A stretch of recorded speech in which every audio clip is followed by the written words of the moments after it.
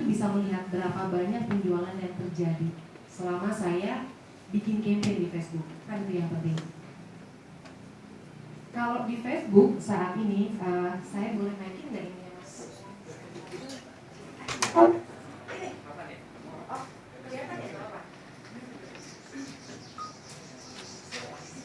Jadi kalau yang sekarang biasa teman-teman jalanin, mungkin yang sudah pernah pakai Facebook Ads, itu mereka ada dua model caranya kita ngabisin duit di Facebook. Jadi kalau misalkan dari Facebook itu ada CPM, ada CPC. Ini teman-teman udah ada yang tahu ya. Kalau CPM itu dihitung, let's say saya mau bikin gambar, ini ada foto, ini ada judul ads-nya, ini ada link-nya, ini ada tombol like, komen, dan lain-lain. Once satu kali ads ini keluar ke satu orang, teman-teman bayar. Itu namanya CPM. Walaupun ada yang klik dan lain-lain, teman-teman bayar dari iklan itu keluar di Facebook. Gimana aja. Ada yang pakainya CPC, itu cost per klik. Mau keluar di 1 juta orang, tapi yang kliknya 300.000, teman-teman bayarnya 300.000 aja. Dan banyak yang keliru. Kalau klik ini berarti orang kayak misalkan saya mau dapat banyak visitor, saya dapat klik dari sekitar 30.000 ya, itu enggak. Kalau CPC itu teman-teman artinya yang ngeklik foto, yang ngeklik linknya, yang ngeklik judulnya, yang ngeklik like, komen, itu teman-teman harus bayar. Bayangin, saya nggak perlu, misalnya saya objektifnya nggak perlu orang yang like. Saya objektif, saya nggak mau ada orang yang share, atau saya nggak mau ada orang yang komen, saya nggak mau bayar dari orang komen. Gitu. Tapi Facebook nggak bisa. Jadi teman-teman opsinya hanya ini aja, CPM sama CPC.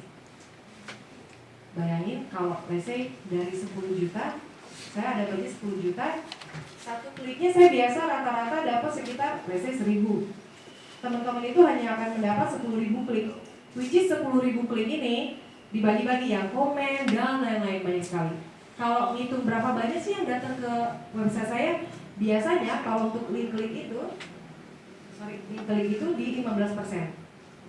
Jadi bayangin dari 10.000 teman-teman hanya dapat sekitar 1.500 orang yang visit ke website. Dari yang visit ke website ini, berapa banyak yang beli? Biasanya lebih kecil. Dan itu sekitar ada yang 3%, kalau yang bagus bahkan ada yang 1%. Which is kalau ngitungnya berarti let's say kalau saya dapat 3%, saya cuma dapat sekitar 450 orang yang beli. Bagi 10 juta sama 450 orang. Itu berarti cost dari satu sales di Facebook. Which is itu mahal. Kita kan kalau ngeluarin iklan, kalau bisa ROI-nya dapat dong. Budget gue 20% buat iklan, tapi return-nya gue kalau bisa 20% sama 10%, bisa seperti itu. Nah, platform ini bisa membantu teman-teman. Karena platform kita nggak cuma CPC. Mindset-nya sekarang dirubah. Kita bikin yang langsung CPA. CPA ini cost per acquisition. Acquisition ada banyak. Ada leads. Kalau misalkan mau banyak dapat yang subscribe atau ada orang yang ikut join sama kita, ada juga dari sales. Jadi kita bisa nge-set budget sendiri. Jadi saya biasanya kalau pakai Facebook mbak, satu sales itu bisa sampai 100.000. Saya nggak mau, itu terlalu mahal. Saya mau bikin jadi 10.000 aja deh. Lewat platformnya bisa nggak? Bisa. Jadi platform ini akan optimize, mereka punya algoritma sendiri. Gimana caranya?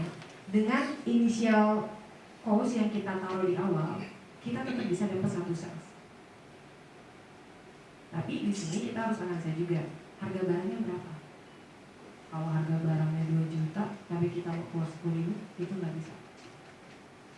Jadi kita juga harus lihat, karena in terms of targetingnya kayak smart details ya. Orang-orang seperti saya kan pasti salah satu target kalian nih. Saya nanti teman-teman udah pakai platform, semuanya langsung saya gitu, kalian sebagai teman. Enggak ya?